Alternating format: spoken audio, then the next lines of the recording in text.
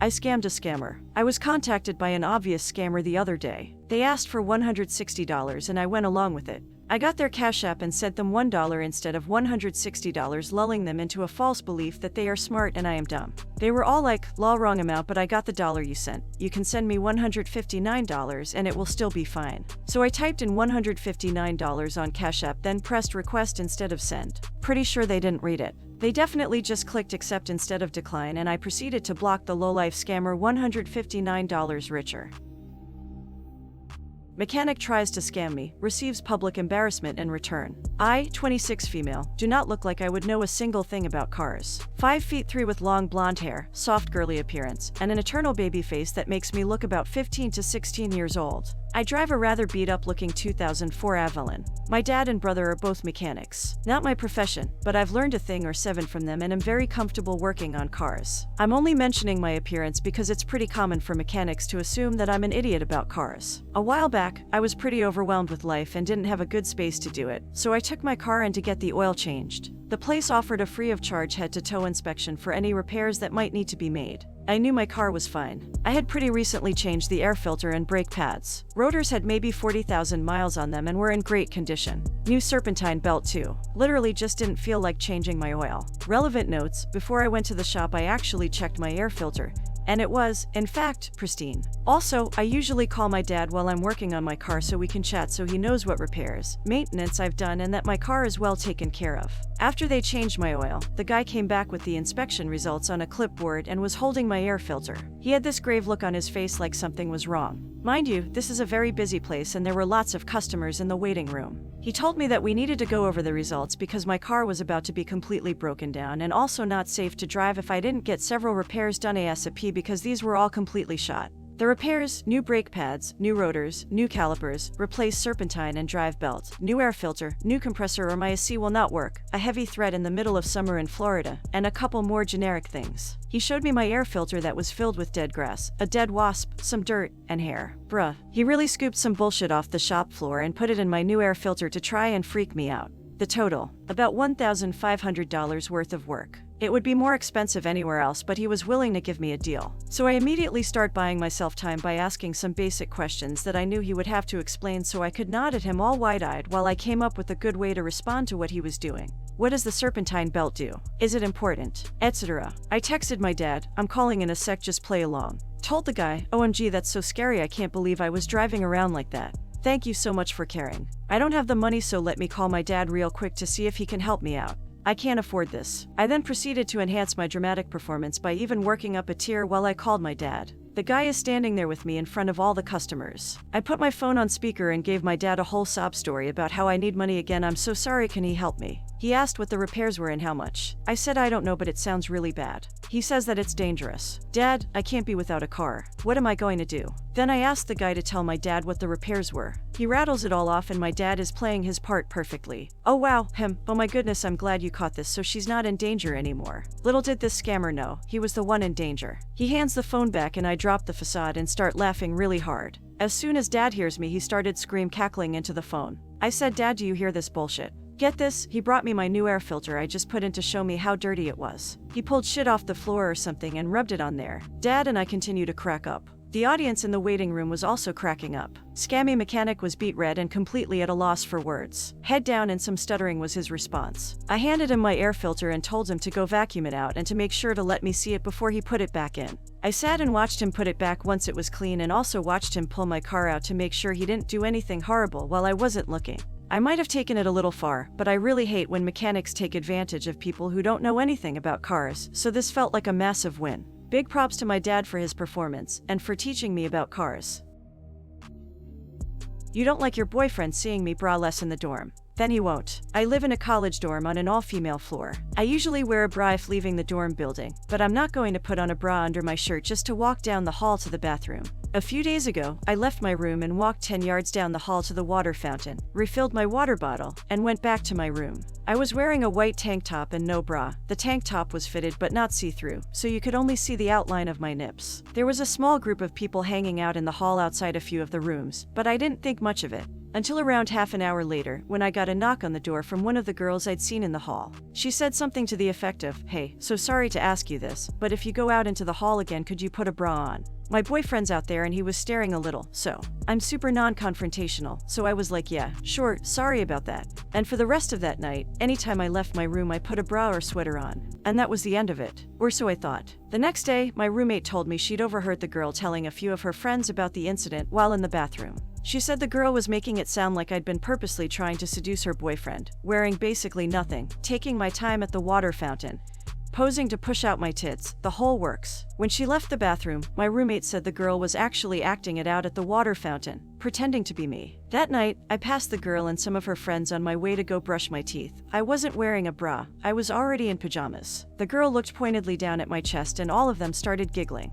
But the last straw was when the entire dorm got an email from the RA yesterday, saying she'd gotten some anonymous complaints about people dressing inappropriately in the hallways and asking that we all just make sure we're keeping things covered up. So here's where I got my petty little revenge. I knew that the girl's boyfriend doesn't go to college here. I also knew that due to the pandemic, we aren't allowed to have non-student, family guests in the dorms this year. So I used the same anonymous complaint form to issue a complaint about people bringing their off-campus boyfriends into our dorm, and them not wearing a mask. Masks are mandatory in the hallways, although not frequently enforced. This morning, the RA emailed again saying that due to anonymous complaints, they'd be enforcing the no off-campus guests rule by checking IDs of unfamiliar guests to make sure they were students from then on. Really, this girl should be thanking me. If she was concerned about her boyfriend seeing the vague outline of my tits in the dorm hallways, she no longer needs to worry.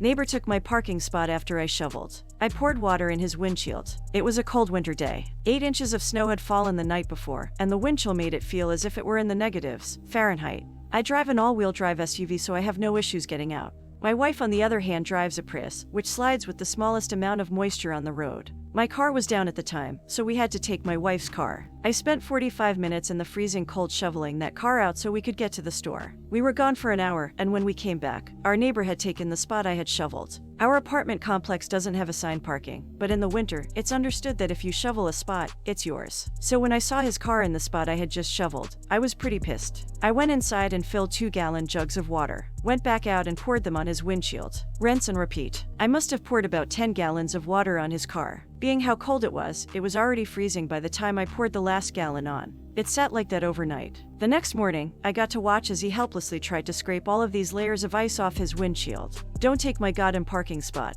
Edit, you guys need to chill. This isn't r/am I the asshole. I'm not looking for judgment because I already know I'm an asshole. The point of this sub is to tell stories of petty revenge. I'd say I was being pretty damn petty. Edit 2. Sorry, I find it so funny people telling me I committed vandalism. No damage was done except for wasting like 5 to 10 minutes of his time. Ever hear of freezing rain? It does the same thing I did to his car. Never does any damage. This was also many years ago, and the cops haven't come to arrest me yet. I think I'm good.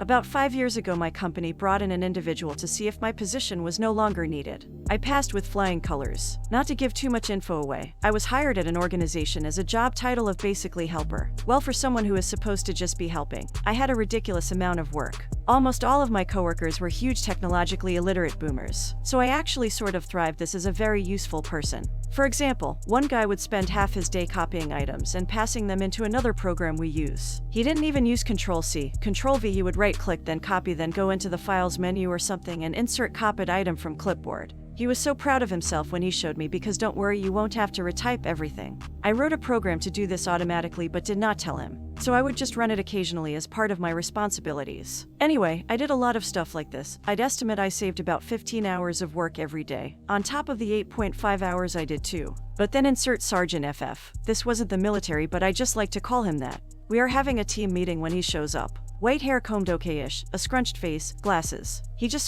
showed up one day and took notes during our morning meeting. At one point, someone brought up a name of one of our customers. I said, "Oh, is that the 300 pounds guy with the big beard?" Sort of as a joke because I mostly do back-end stuff. There was a guy like this I recently did some entrance stuff for. But I was wrong and my boss said no, it's blah blah some other person. Okay, then we talked about that person a bit. Fast forward about a week and this Sergeant FF is a complete effing douchebag to me. I don't know why. He will ignore me during group conversations and literally sometimes scoff at me. Who actually scoffs at people? I was having a really rough week looking for some extremely important files. People were yelling all day. I was exasperated. Too much to do. I was having anxiety attacks at home in the middle of the night. But it was Friday, so I was pulling through. As I looked for this file, I ended up deep on our file structure, and the search returned a personal folder structure within one of the drives. I clicked out of curiosity, and there it was, Sergeant FF's notes. I opened it and there was a whole section about me. This guy basically goes from location to location getting people fired to save the CEO's money, and he was working on me now. I scrolled through his notes and at the very top I saw, Frosty thought a 4 feet 10, 24-year-old female patient was a 300 pounds bearded man. Clearly atrocious attention to detail. That's just one example of how completely effed up his comments were. So, in combination with my job, which I generally liked and enjoyed helping people, knowing I wasn't getting paid enough for my effort, this horrible week I had, and Sergeant FF's comments, I said blow this. I set up 3 email configurations. To my boss letting him know I will be taking 2 weeks of vacation time, to be sent at 10 p.m. tonight. To the company letting them know I will not be present for 2 weeks, so whatever work they currently need me to do they will need to do themselves. To be sent Monday morning at 4 a.m. For any emails that came in, I set an auto response that said I will be out for an unknown amount of time. For any routine, emergency, or even occasional items, it is imperative you reach out to Sergeant FF at X for assistance. Then, I turned off every automated task I had ever set up. Then I swung by FF's temporary office and said, I think I found a way to make your job easier. He didn't even really turn his head to look at me but just raised one eyebrow. Then I left. I actually got multiple calls on Monday morning I didn't answer. It didn't last long apparently, but I stayed strong and didn't respond to anything. On Wednesday I had a little anxiety about it, but I stayed as strong as I could. I thought about the tasks that needed a 2-day turnaround. There's no way some of the guys were keeping up with their normal duties. Guaranteed at least 2 people were no longer doing their normal jobs just to keep up with my automated tasks. I got a long email to my personal account, I guess from my resume or when I interviewed, from my boss on Thursday night of the first week. It went something like this. Frosty, I know you're a smart person and probably figured out what the company had us doing. I would say it's very important you call me, but that probably isn't going to work, I see. I've talked with Sergeant FF's boss, and he will be leaving our location. I explained our progress meetings seem to be going in the wrong direction and that you are one of our most valuable employees here. I am sure you are probably looking at other jobs at this point.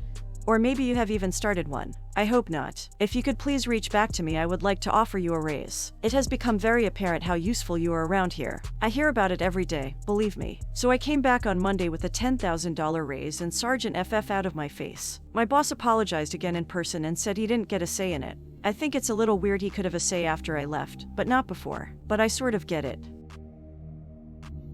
Apparently booking a seat on a train is not a real booking if someone else decides to sit there. I was traveling from Edinburgh to London by train and had a booked window seat with a table. I got on the train to find 4 guys sitting at the table. The one in my seat that was clearly marked as booked refused to move as he was with his friends and the train was packed. The ticket collector passed and I asked him to help. He asked the guy to move but he refused and somehow that was that. So what now? I asked. You can find another seat but I have no power to move him.